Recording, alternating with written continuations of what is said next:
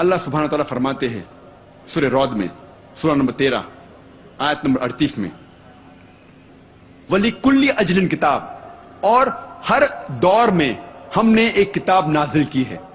اللہ سبحانہ تعالیٰ نے ہر دور میں ایک کتاب، ایک وحی نازل کی ہے، لیکن نام سے صرف 4 کتابوں 4 وحی کا ذکر ہے اس قرآن مجید میں، توراہ، زبور، انجیل اور قرآن۔ توراہ وہی ہے جو موسیٰ علیہ السلام پر نازل ہوئی تھی، زبور داؤد علیہ السلام پر نازل ہوئی تھی، انجیل عیسیٰ علیہ السلام پر، اور آخری وحی قرآن آخری پیغمبر محمد صلی اللہ علیہ وسلم پر نازل ہوئی تھی۔ نام سے صرف 4 کا ذکر ہے، لیکن اللہ تعالیٰ فرماتے کئی وحی، کئی کتابیں ہم نے نازل کی، مثال کے طور پہ صحف ابراہیم وغیرہ۔ لیکن جتنی بھی کتابیں، جتنی بھی وحی قرآن مجید کے پہلے آئی، وہ صرف ایک قوم کے لیے آئی تھی، صرف ایک امت کے لیے، اور اس کا سارا پیغام محدود تھا صرف ایک وقت کے لیے۔ لیکن کیونکہ قرآن مجید آخری وحی ہے، آخری کتاب اللہ سبحانہ و تعالیٰ کی طرف سے، وہ صرف مسلمانوں یا صرف عربوں کے لیے نہیں بھیجی گئی تھی، وہ سارے انسانیت کے لیے بھیجی گئی تھی۔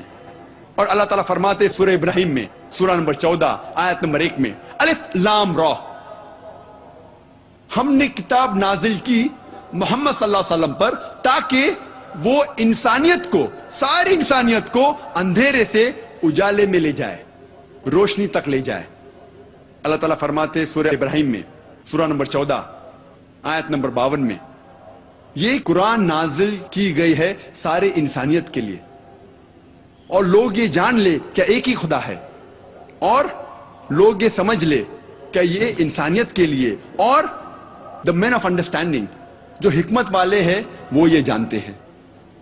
اللہ تعالیٰ فرماتے سورہ بقرہ میں سورہ نمبر 2 آیت نمبر 185 رمضان وہ مہینہ ہے جس میں نازل ہوا تھا قرآن، ساری انسانیت کے لیے ہدایت بن کر، اور یہ کرائیٹیریا ہے ججمنٹ کے لیے، حق اور باطل کے درمیان فیصلہ کرنے کی چیز ہے قرآن۔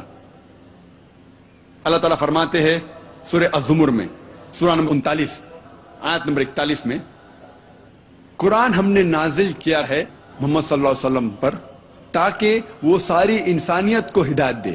قرآن میں یہ نہیں لکھا ہے کہ محمد صلی اللہ علیہ وسلم پہ قرآن نازل کیا گیا ہے صرف مسلمانوں کے لیے یا صرف عربوں کے لیے، لیکن کہا گیا ہے یہ کتاب ہدایت کے لیے، سارے انسانیت کے لیے۔ محمد صلی اللہ علیہ وسلم فرماتے ہیں، جس کا ذکر ہے صحیح بخاری میں جلد نمبر 1 کتاب الایمان میں چیپٹر نمبر 1 باب نمبر 1 حدیث نمبر 8 میں اللہ کے رسول فرماتے ہیں کہ اسلام مبنی ہے 5 ارکان پر۔ اسلام از بیسڈ آن 5 پلرز۔ اسلام کے 5 ارکان ہیں، اور محمد صلی اللہ علیہ وسلم فرماتے ہیں اسلام میں 5 ارکان ہیں۔ سب سے پہلا لا الہ الا اللہ محمد رسول اللہ، دوسرا اقیم الصلاۃ، تیسرا زکوٰۃ، چوتھا صوم، اور 5واں حج۔ اب ہم تذکرہ کریں گے اسلام میں 5 ارکان اور عیسائیت میں یکسانیت۔ سب سے پہلا رکن توحید، لا الہ الا اللہ محمد رسول اللہ، نہیں ہے کوئی معبود سوا اللہ کے، اور محمد صلی اللہ علیہ وسلم اس کے پیغمبر ہے۔ اللہ سبحانہ تعالیٰ فرماتے سورہ بقرہ میں سورہ نمبر 2 آیت نمبر 177 میں نیکی یہی نہیں ہے کہ آپ اپنا چہرہ مغرب یا مشرق کی طرف موڑ لو، لیکن نیکی یہی ہے کہ آپ ایمان لاؤ اللہ پر، آخرت پر، اس کے ملائکہ پر، اس کے کتاب پر، اور اس کے نبیوں پر، اس کے پیغمبر پر، اور قدر۔ یہ ہے ایمان کے 6 ارکان۔ میں نے اس تقریر کے شروع میں قرآن مجید کی ایک آیت کی تلاوت کی، سورہ ال عمران سورہ نمبر 3 آیت نمبر 64۔ جہاں اللہ سبحانہ وتعالی فرماتے کل یا اہل الکتاب، کہو اہل کتاب سے، یہود اور نصارہ سے، تعالوا الی کلمۃ سواء بیننا و بینکم، آؤ اس بات کی طرف جو آپ اور ہم میں یکساں ہے۔ سب سے پہلی بات ہے اللہ نعبد الا اللہ، کہ ہم صرف اللہ کی عبادت کریں، ولا نشرک بھی شیئا، ہم اللہ کے ساتھ کسی اور کو شریک نہ کریں، ولا یتخذ بعضنا بعضا اربابا من دون اللہ، ہم اللہ کے ساتھ کسی اور کو رب نہ ٹھہرائے، اپنے آپس میں کسی اور کو رب نہ ٹھہرائے۔ فَإِن تَوَلَّوْا، اگر وہ مڑ جائے، فَقُولُوا اشْهَدُوا بِأَنَّا مُسْلِمُونَ، آپ شہادت دو کہ ہم مسلم ہیں، ہم ہماری ساری رضا اللہ سبحانہ و تعالیٰ کے حوالے کرتے ہیں۔ یہ قرآن مجید کی آیت میرے نزدیک ماسٹر کی ہے فداوا، دعویٰ کرنے کی ایک اہم آیت ہے۔ جب بھی کوئی غیر مسلمان سے آپ بات کرتے ہیں، یہ آیت بہت اہم ہے۔ تعالوا الی کلمۃ سواء بیننا و بینکم، آؤ اس بات کی طرف جو آپ اور ہم میں یکساں ہے۔ سب سے پہلی بات اللہ نعبد الا اللہ، کہ ہم اللہ کے علاوہ کسی اور کی عبادت نہ کریں، ولا نشرک بہ شیئا، ہم کسی اور کو اللہ کے ساتھ شریک نہ کریں۔ قرآن مجید میں اللہ سبحانہ تعالیٰ کی تعریف مختصر سی کی گئی ہے سورہ اخلاص میں، سورہ نمبر 112 آیت نمبر 1 سے 4، جہاں اللہ تعالیٰ فرماتے قل هو اللہ احد، کہو کہ اللہ ایک ہے، اللہ الصمد، اللہ جو بے نیاز ہے، لم یلد ولم یولد، نہ وہ کسی کو جنتا ہے نہ کسی سے جنا ہے، ولم یکن لہ کفوا احد، اس کے جیسا کوئی نہیں ہے، ولم یکن لہ کفوا احد، اس کے جیسا کوئی نہیں ہے۔ یہ 4 آیتیں جو قرآن مجید میں ہیں سورہ اخلاص کی، یہ ٹچ سٹون ہے تھیولوجی کی، ایک طلسمہ ہے۔ اگر کوئی انسان کہہ رہا ہے کہ یہ شخص خدا ہے، اگر آپ جاننا چاہتے ہیں کہ یہ خدا صحیح خدا ہے کہ نہیں، آپ اس کو سورہ اخلاص کے بنیاد پہ تولے، جج ہم آن سورہ اخلاص، اور اگر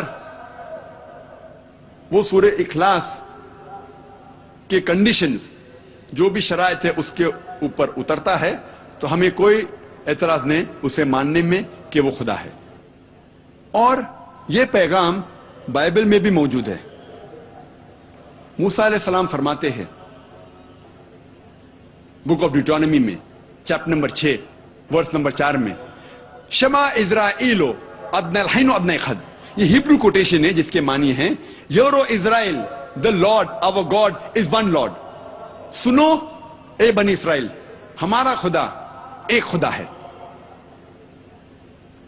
جب عیسیٰ علیہ السلام کو پوچھا گیا تھا سب سے پہلا حکم کیا ہے، which is the first of the commandment، انہوں نے ہو بہو جو موسیٰ علیہ السلام نے کہا تھا اس کو دہرایا، جس کا ذکر ہے گوسپل آف مارک میں چیپٹر نمبر 12 ورس نمبر 29 میں، شما اسرائیلو ادن الحین و ابن خد، euro Israel the Lord our God is one Lord، سنو اے اسرائیل، ہمارا خدا، ہمارا رب ایک خدا ہے۔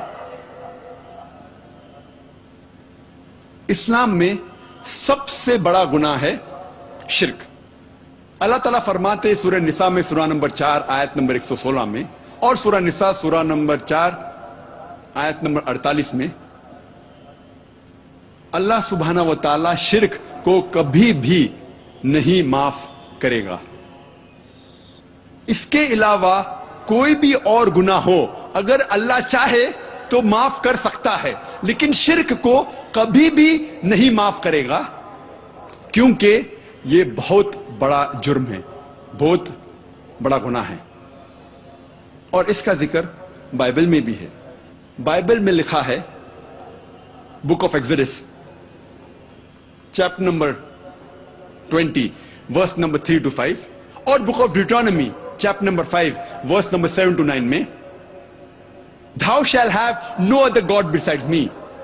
Thou shall not make unto thee any graven image of anything, of any likeness in the heaven above, in the earth beneath and in the water beneath the earth. Thou shalt not bow down to them, nor serve them, for I, thy God, thy Lord, is a jealous God. इसके मानी है, thou shall have no other God besides me. आप मेरे अलावा किसी और को खुदा ना बनाएं.